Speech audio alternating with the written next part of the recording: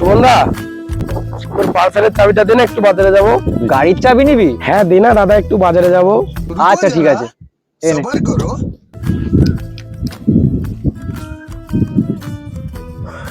এ ভাই, বাজারে যাচ্ছিস, আসার সময় 100 টাকার মতন তেল ভরে নিয়ে আসিস না।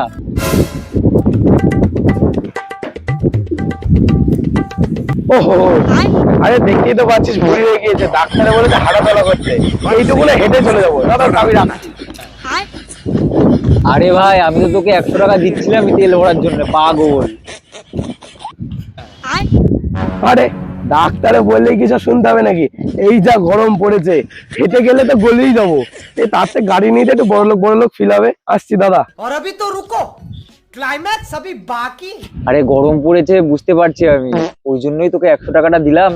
এই 100 টাকার একটা ঠান্ডা নিয়ে আসবি, এখানে বসে রয়েছি, তিনজন মিলে খাবো কোন। আর 100 টাকা তুই তেল ভরে নিয়ে আসবি।